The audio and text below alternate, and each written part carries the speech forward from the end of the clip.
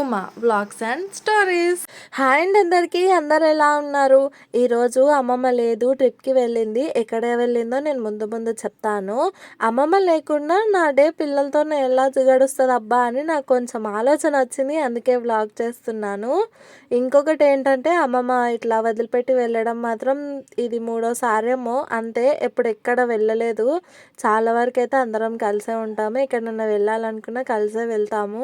కానీ ఈసారి ఇంకా వేరే వాళ్ళతో అందరూ కలిసి మాట్లాడుకొని ఇంకా అట్లా అమ్మమ్మ ట్రిప్కి వెళ్ళింది. రోజు ఇద్దరం కలిసి పిల్లలతో అట్లా ఇట్లా అరుస్తూ ఉంటే డే పాస్ అవుతుండే. ఈ రోజు ఎట్లా అయిపోతుందో మరి. అంటే ముందు రోజే వెళ్ళిపోయింది అమ్మమ్మ. అశ్వత్థామ మాత్రం ఒక రేంజ్గా టార్చర్ చూపించిండు నాకైతే. ఇంక ఇవాళ మాత్రం మార్నింగ్ 5:20కి ఇట్లా ఫాస్ట్గా లేచినాను. ఎందుకంటే బయట నేనే కదా వాకిలి ఊడవాల్సింది. అందులో ఇంకా తాత 6 లోపే వెళ్ళిపోతాడు కదా. ఇంకా తాతయ్య ఖచ్చితంగా అయితే చాయ్ పెట్టాల్సిందే. అశ్వత్థామకి ఇప్పుడు ఎవరన్నా బయటికి వెళ్తున్నారంటే బాగా తెలిసొస్తుంది. అంటే ఏడుస్తున్నాడు వెళ్ళొద్దని. అట్లనే ఇంకా అమ్మమ్మ కూడా వెళ్ళింది కదా ముందు రోజే. అసలు డే అంతా ఫుల్గా ఏడ్చేసిండు వాడు. వాడికేమో బాగా అలవాటు అయిపోయింది నాని అని. మేము ఎంతమంది ఉన్నా కానీ వాడికి ఆలోచన మొత్తం నానమ్మ మీదనే ఉంది. పాపం ఒక్కడు ఒకే దగ్గర కూర్చొని ఏడ్చుకుంటా నిన్నాడు డల్గా. మాకే బాగా బాధ అనిపించింది. ఇంకా వాడి కోసం అని మొత్తానికి అయితే అమ్మమ్మ ఎక్కడ వెళ్ళకుండా అయితే ఉండలేదు కదా. పాపం తనకు కూడా తిరగాలనిపిస్తుంది. మా అమ్మమ్మ కూడా ఇట్లా ట్రిప్కి వెళ్ళడం చాలా తక్కువనంట అందరితో పాటు కలిసి. ఇంతకు ముందు వెళ్ళినది కానీ అప్పుడు అశ్వత్థామ్మకి అంత తెలియకుండాది. ఇప్పుడు బాగా అర్థమవుతుంది కదా, అందుకే పాపం వాడు తట్టుకోలేకపోతుండు నాని లేకుండా. అమ్మమ్మ వాళ్ళు వెళ్ళినది అరుణాచలం, తిరుపతి, గోల్డెన్ టెంపుల్, కాణిపాకం, ఇంక ఇవన్నీ ఉంటాయి కదా. ఏవేవైతే గుళ్ళు ఉంటాయో వచ్చిపోయే దారిలో అన్నీ చూసుకొని వెళ్ళొస్తారంట.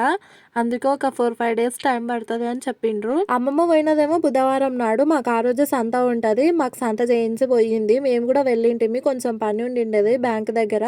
ఇంకా అట్లనే మాకు సంత చేసుకుని మేము ఇంటికి వస్తే అమ్మమ్మ అటు నుంచి అటే వెళ్ళిపోయినది. రాత్రిపూట మాత్రం పని ఏం కాలేకుండే. కిచెన్ లో తిన్న గిన్నెలు గట్ట ఏం తోమలేదు. అన్ని అట్లే ఉండే. పిల్లలు సతాయిస్తున్నారు కదా అని ఇంకా వదిలేసి పడుకున్నా.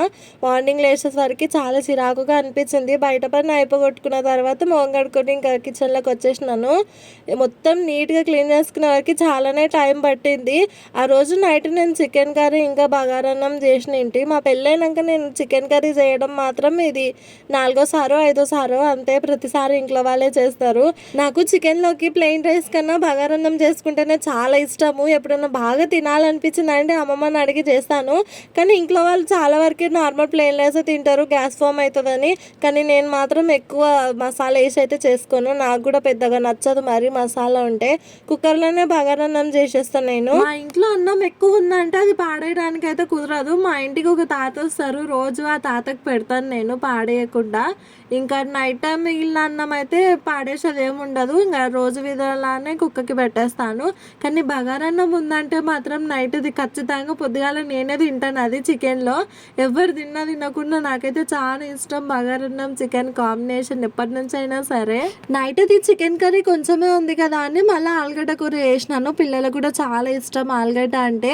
చిన్నపిల్లలు ఆలుగడ్డలు ఎక్కువ తింటే లావు అవుతారని అంటారు కదా. మా పాపకి నేను 4 నెలల నుంచో ఫుడ్ మొదలెట్టినా కదా.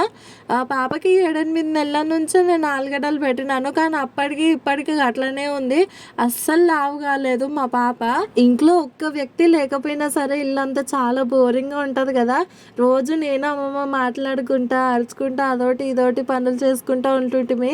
ఈ రోజు ఇంకా లేకపోయేసరికి నాకు ఎట్లనో అనిపించింది. ఒక్కదానికి చాలా బోర్గా ఎట్లనో ఉండింది. అమ్మమ్మ వాళ్ళు అక్కడ వెళ్ళే రోజు ఇంటి దగ్గర నుంచి వేరే వాళ్ళు కూడా వచ్చినారు కదా. వాళ్ళంతా ఏదో ఒకటి స్నాక్స్ తీసుకొచ్చినారంట. ఇంకా అమ్మమ్మ చెప్తే నేనైతే పులిహోర కలిపినాను. ఫస్ట్ టైం నేను అంతమందికి పులిహోర చేయడము, అది కూడా చింతపండు పులిహోర చేసినాను. టేస్ట్ అయితే చాలా బాగున్నది. నాకు ఇష్టం కూడా పులిహోర. అందరికి పార్సల్ కట్టిన తర్వాత నేను కూడా కొంచెం ఉంచుకునినా తిందామని. కానీ అది కొంచెం తిన్నంటేనే కడుపు చాలా ఫిట్ అనిపిస్తుంది. ముఖ్యంగా చింతపండు పులిహోర చేసుకున్నామంటే అందులో మిరపకాయలు అబ్బాబా ఎంతో బాగుంటాయి టేస్ట్ పుల్లగా. ఈ ఆపిల్స్ అయితే అమ్మమ్మ ఊర్లోకి వస్తే తీసుకుంది. 75 రూపీస్కి అంతకంత పెట్టినారు. అయిపోగొట్టినాం ఇంట్లో. అంత మంచి టేస్ట్ ఏమో అనిపించలేదు. అంటే కొంచెం వగరులాగా ఉండినాయి, కాయల్లాగా ఉన్నాయి అవి. మనము ఎప్పుడైనా అర్జెంట్గా ఇంపార్టెంట్గా ఏదైనా పని చేస్తుంటే దానికి తగ్గ వస్తువు మాత్రం అస్సలకి దొరకదు కదా. మా ఇంట్లో కూడా అట్లనే జరిగింది. ఆ రోజు పులిహోర కలపడానికి అనేది దాన్ని సంబంధించిన నార్మల్ చిన్న గిన్నె వెతికితే అస్సలకి దొరకలేదు. అందుకే అంత పెద్ద గిన్నెలో నేను పులిహోర కలిపినాను. ఫస్ట్ నేను వంట చేసే ముందు మాత్రం అన్నానికి పెడతాను. అన్నానికి పెట్టిన తర్వాతనే వేరే పని ఏదైనా చూసుకుంటాను. ఫస్ట్ అన్నం అయితే చాలు. ఎందుకంటే తాత వాళ్ళు ఎప్పుడన్నా ఫాస్ట్గా వచ్చిందంటే వేరే చేసిన కూర లేకుంటే నైట్ కర్రీ అన్నా లేకపోతే చట్నీలు అంటే మా ఇంట్లో ఎప్పటికైనా స్టాక్ ఉంటాయి. ఇంకా చట్నీలు అయినా తిని వెళ్తారు కదా అని ఫస్ట్ నేను అన్నం వండుతాను. అందులో అశ్విత ఉత్తమమైన బాగానే తింటారు. అన్నం పొయ్యి మీద పెట్టి లూడ్చుకొచ్చుకున్నాను. పిల్లలు ఇద్దరిని మంచం మీద కూర్చోపెట్టిన ఆడుకుంటున్నారు ఇద్దరు. వాళ్ళ తిప్పలు వాళ్ళు ఆడుతారు కదా అని ఇంకా నా తిప్పలు నేనైతే పని చేసుకున్నాను. అశ్విత చూసుకుంటూనే ఉన్నా, మళ్ళీ మంచం మీద వదిలేసిన కదా అని. కింద వదిలేస్తే మాత్రం అస్సలు నిల్లుడవని కదా, పాప దొక్కుతా ఉంటుంది ఒక్క దగ్గర, అస్సలు కాగదు కొద్దిసేపు కూడా. అశ్వత్థామ ఇప్పుడు కొంచెం పెద్ద అయ్యాడు కాబట్టి వాడి తిప్పలు వాడు స్కూల్కి పోయింటే అశ్విత ఒక్కటి ఉంటుంది కాబట్టి నాకు పెద్ద తిప్పలు ఏమి అనిపించకపోవును. కానీ ఇప్పుడు అశ్వత్థామ స్కూల్కి ఏం పోతలేడు కదా. కొన్ని రోజులు అయితే మేము ఊర్లో పంపించినాము అలవాటు కావాలని. కానీ అట్లా అని పంపించినా కూడా నాన్నమ్మ మీదనే ఉంటా అని ఏడుస్తాడంట. అమ్మమ్మ పోతేనే వాడు కూడా పోయాడు ఇంతసేపు కూర్చోవడము, అది కూడా అమ్మమ్మ మీదనే కూర్చుంటాడు. అంటే ఇంకా అట్లుంటే ఏం చదువుతాడు. అందులో ఇంకా మధ్యలో కొన్ని రోజులు అమ్మమ్మకి హెల్త్ బాగాలేదని అమ్మమ్మకు పోకపోయేసరికి వీడు కూడా ఇంట్లోనే ఉన్నాడు. ఇంకా మధ్యలో ఒకసారి అయితే అశ్వత్థామ కాళ్ళు కొంచెం నొప్పి చేసుకున్నాడు. అట్లానే ఇంకా వదిలేసి ఇంకా వాడి స్కూల్ ఎక్కడ కాకుండా అయింది. నెక్స్ట్ ఇయర్ వేస్తాడంట వాళ్ళ నాన్న. ఇంకా ఎక్కడెక్కడ అవుతుందో వాడి స్కూల్ చూడాలి. ఇంకా ప్రస్తుతానికైతే ఇద్దరి మీద నడుస్తానే ఉండాలి సంవత్సరం మొత్తము, తప్పదు. ఈ సంవత్సరం వేసింటే వాడిని నర్సరీ అయిపోవును, కానీ ఇంకా అట్లా అయిపోతుంది. వాషింగ్ మిషన్లో ముందు 2 రోజుల నుంచి బట్టలు అయితే వేయలేదు, వర్షాలు పడ్డాయి కదా అని. ఇంకా అప్పటికే ఫుల్గా నిండిపోయినాయి. రోజు వేయంగానే మా ఇంట్లో అంతకంతా ఊడతాయి. ఇంకా 3 రోజుల బట్టలు అంటే ఫుల్గా అయిపోయినాయి. 3-4 ట్రిప్పులు వేసినాను. బెడ్షీట్స్ కూడా అన్ని ఆ రోజే వేసేసిన, మొత్తం కంప్లీట్ అయిపోగొట్టేసిన నీట్గా. అమ్మమ్మ వాళ్ళు గుడికి పోయినారు కదా అని లూడ్చుకొచ్చిన తర్వాత బండలు కూడా తూడ్చుకొచ్చినాను. ఇంకా లిక్విడ్ నేను తీసుకొని సంవత్సరానికి ఎక్కువైతుంది. అశ్విత నా కడుపులో పడ్డప్పుడు తీసుకున్నాను, ఇప్పటికి వాడలేదు. అంటే 2 డబ్బాలు వచ్చినాయి, ఒకటి కంప్లీట్ అయిపోయింది, ఇంకొకటి ఇప్పుడు ఓపెన్ చేసినాను. ఇన్ని రోజులు అసలు దాన్ని ముట్టనే లేదు. ఆ లిక్విడ్ నేను షాప్సీ యాప్లో తీసుకున్నాను. ఫ్లిప్కార్ట్కి సంబంధించిందే అది ఇది 2 ఒకటే, కాకపోతే యాప్స్ వేరేలాగా పెట్టిండ్రు. ఫ్లిప్కార్ట్ క్వాలిటీ ఎంత బాగుంటుందో షాప్సీలో అంత దరిద్రంగా ఉంటుంది. 200కి 10 లీటర్ల లిక్విడ్ అంటే నేను గట్లనే ఆర్డర్ పెడితే అది వచ్చిన తర్వాత ఉత్త నీళ్ళలో కలర్ వేసి కొంచెం ఫ్రేగ్రెన్స్ కోసం ఏదో లిక్విడ్ కలిపించి పంపించిండ్రు. దానికన్నా ఉత్త నీళ్ళతోనే బండలు తుడుచుకుంటూ బెస్ట్ అనిపించింది నాకు. ప్రతిసారి మోసపడతాను నేనైతే ఈ షాప్సీ యాప్తోనే, తెలిసి మరీ బుక్ చేస్తాను నేను. ఎందుకు అవి చూసినట్టునే కొంచెం అట్రాక్షన్గా అనిపిస్తాయి కాబట్టి ఇంకా తీసేసుకుంటాను. అవి వచ్చిన తర్వాతనేమో అమ్మమ్మతోనే తిట్లు తింటాను. ఇక నా పని అయితే నిజంగా అవుతుంది. ప్రతిసారి ఇండ్లూడ్చి బండలు తుడుచుకొచ్చేలోపే వాళ్ళ నాన్న కూడా వచ్చిండు. పిల్లల్ని ఇద్దరిని ఆడిపిస్తున్నాడు. ఉన్నంతసేపు పిల్లలతోనే బాగా టైం స్పెండ్ చేస్తాడు, లేకపోతే నాకు ఏదో ఒకటి హెల్ప్ చేస్తుంటాడు. చాలా బాగా అర్థం చేసుకుంటాడు. నేను ప్రతి వీడియోలో చెప్పినా కూడా నాకు ఎందుకో తక్కువనే అనిపిస్తుంది. పాప తుంటరేషాలకు మాత్రం మేము అస్సలకి తట్టుకోలేకపోతున్నాము. వాళ్ళ నాన్న మీద నుండి మంచం ఎక్కుతుందంట, కొంచెం సపోర్ట్ ఇస్తే మంచం ఎక్కేస్తుంది పాప. అందులో ఎక్కడానికైనా ఎక్కడైనా ఏదన్నా ఈజీగా కనిపించింది అంటే డైరెక్ట్ ఎక్కేస్తుంది, ఆమెనే దిగుతుంది. బాగా నేర్చేసుకుంది అన్ని తుంటరి వేషాలు. అప్పుడు నేను చేసే పని కన్నా నేను కట్టుకున్న చీర మీదనే నాకు ఎక్కువ ఆలోచన ఉన్నది, ఎప్పుడు చేంజ్ చేసుకోవాలా అని. ఫాస్ట్గా ఇంట్లో పనులు మొత్తం కంప్లీట్ చేసేసుకున్న తర్వాత మళ్ళీ బ్యాంకులో పని ఉండిందని రెడీ అయ్యి కూర్చున్నాను. ఇల్లు మొత్తం తాళాలు వేసి కూర్చున్నాం. మా హస్బెండ్ వచ్చేది ఒకటే లేట్. అప్పటికి మా తాత వచ్చిపోయింది కాబట్టి బాగా సతాయిస్తున్నారు కదా అని తాత 20 రూపీస్ ఇస్తే మళ్ళీ షాప్కి వెళ్ళి పిల్లలకి సోంపాపిడి కూరుకునేలు ఏంటివేంటివో అడుగుతారు. అసలు తలకాయ తింటాడు. అశ్వత్థామ అయితే బాగా అలవాటు అయిపోయింది వాడికి చిట్టిండి బయటిది. ఎన్నిసార్లు చెప్పినా అస్సలకి వినాడు. వాడే అట్లున్నాడు అంటే పాప కూడా అట్లనే తయారవుతుంది. మరీ బయట తిండి తిని ఇంట్లో అస్సలు అన్నం తినకుండా అవుతున్నారు. ఖచ్చితంగా నెల లోపల అయితే వీళ్ళకి బయట తిండి బంద్ చేయాలనుకుంటున్నా.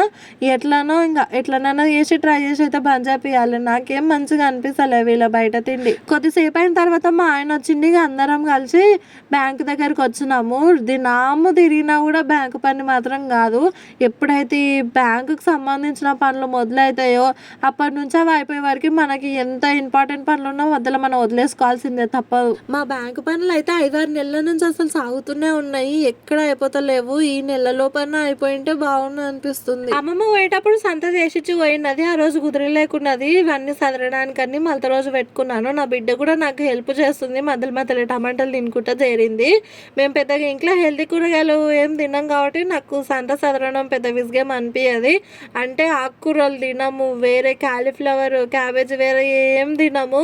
జస్ట్ మేము తినేది దొండకాయలు, ఆలుగడ్డలు, వంకాయ, టమాటా, పచ్చికాయలు ఇవి తప్ప వేరే ఏం ముట్టనే ఉంటుంది. నాకేమో మా ఇంట్లో అన్ని కూరగాయలు తిని తిని అలవాటు అయిపోయింది. అమ్మ ప్రతి ఒక్క కూరగాయ చేస్తుంది. ఈడనేమో మేము అన్నీ ఏం తినము. క్యాబేజ్ అయితే మా ఇంట్లో అస్సలుకే ముట్టరు. క్యాబేజ్లో మంచిగా ఎగ్ వేసుకొని చేసుకొని తింటే ఎంత బాగుంటుంది కదా టేస్ట్. మా ఇంట్లో తినరు. క్యాబేజ్ అంటేనే విరక్తి చేస్తారు. నేను ఎప్పుడైతే ఫ్రీగా ప్రశాంతంగా ఉండాలనుకుంటానో అప్పుడే నా హెల్త్ ఇష్యూ మొదలైపోతుంది. నెల వచ్చిందంటే గతం ఇది ఒక పెద్ద టార్చర్ లాగా అనిపిస్తుంది. నా మేబీ అందరు ఆడవాళ్ళకి అట్లనే ఉండొచ్చును. ఇంకా పిల్లల్ని పెట్టుకొని ఈసారి ఎట్లారా సామి అని దెబ్బకి భయం మొదలైపోయింది నాకు. రోజుకి ఖచ్చితంగా 3-4 టాబ్లెట్లనే వేసుకుంటాను. నేను నొప్పి అస్సలు తట్టుకోలేను. మా ఇంట్లో నేను అన్ని కూరగాయల కన్నా ఎక్కువ టమాటా చారు చేస్తాను. మా వాళ్ళకి రోజు పెట్టినా కూడా చారు ఇష్టంతో తింటారు. ఇంకా ఎప్పుడైనా నాకు మిరియాల చారు చేసుకోవాలనిపించి అందులో ఇంత చింతరసం కానీ ఏది చేసిన్నో దెబ్బకు లొల్లి మొదలైపోతుంది. చింతపండు వేస్తే మా హస్బెండ్కి కూరగాయలు అస్సలకి నచ్చదు. కానీ అందుకు ఒక్కొక్కసారి అవి లేకపోతే కూరలు టేస్ట్ అనిపించదు. ముఖ్యంగా పప్పులో చింతపండు లేకపోతే అసలు తినబుద్ధి అవుతుందా? కానే కాదు కదా. ఆ చింతపండు మా హస్బెండ్ కళ్ళకి ఎప్పుడన్నా కనిపించిందో పప్పు తింటుంటే ఖతం ఇంకా తల్లగిల్లు ఎత్తేయాలన్నంత కోపం తెచ్చుకుంటాడు. ఖచ్చితంగా తిడుతుంటాడు. ఇంకా అందుకే అట్లా చేస్తున్నాడని అప్పుడప్పుడు గుర్తుకొస్తుంటుంది. అది కూడా పప్పు చేసినప్పుడల్లా గుర్తుకు రాదు. చింతపులుసు పోస్తున్నాను, అది కూడా పులుపు తెలిసినప్పుడు తిడతాడు. కానీ ఇంకా దులిపేసుకోవాలి అంతే. ముఖ్యంగా చింతపండు అది కూరగాయల్లో వాడుకునేది కాదంట కదా, అది ఆయుర్వేద ఔషధం అంట ఒకటి. మనమేమో కూరగాయల్లో వాడుకుంటాం పులుపు కోసం అని. ఇంకొకటి ఏంటంటే చాలా మంది కూరగాయల లాగానే రోజు లేకపోతే రోజు తప్పించి రోజన్నా చింతపులుసు చేసుకొని తింటారు. చాలా బాగుంటుంది కదా టేస్ట్. మా ఇంట్లో మాత్రం అస్సలుగా తిన్నారు. నేను ఇడుపు దావరికి పెడితే తప్ప చింతపులుసు చెయ్యను. నార్మల్గా ఎప్పుడైనా చేసుకొని తినాలంటే ఇంట్రెస్ట్ చూపియ్యరు అస్సలే, వాళ్ళకి నచ్చదంట. ఇంకా వేడి వేడి అన్నంలో చింతపులుసు పోసి ఎత్తుకొని ఫుల్గా ఆవాలు జీలకర్ర వేసుకొని పక్కన ఒక ఆమ్లెట్ నలుసుకొని తింటే అబ్బా ఎంత బాగుంటుంది కదా టేస్ట్. ఈసారి ఖచ్చితంగా ట్రై చేయాలి. అంతసేపు కూరగాయలు చదవడానికే నాకు తిక్కు నడుములు కడుపు ఫుల్గా నొప్పులు మొదలైపోయినాయి. లోపల ఇక సతాయిస్తున్నారు కదా అని ఇద్దరు వేసుకొని బయటకు వచ్చినాను. వీళ్ళేమో ఉంటుంటేనే కొట్లాడుతున్నారు, ఉంటుంటేనే నవ్వుతున్నారు. వీళ్ళు ఎప్పుడు ఎట్లుంటారో నాకు అసలు అర్థమే అవుతలేదు. పెద్దగా కొద్దీ వీళ్ళిద్దరి మీద అరిచి నేను ఎంత ఇడియట్ని అవుతానో మరి. ఉంటుంటేనే మంచిగా ఉంటారు, ఉంటుంటేనే ఏదో విధంగా అరుచుకుంటారు.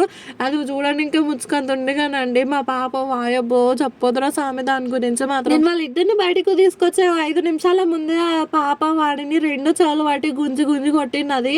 ఇప్పుడేమో ముద్దుగా ఇద్దరు కలిసి ఆట పెట్టిరు. తెలియని అమాయకత్వమైన ప్రేమలు, అమాయకత్వమైన కొట్లాటలుగా అట్లనే ఉంటాయి. అమ్మమ్మ లేకుండా మొదటి రోజు మాత్రం ఇలా జరిగింది. తర్వాత ఎలా ఉంటుందో చూద్దాం. వీడియో నచ్చితే లైక్ చేయండి, సబ్స్క్రైబ్.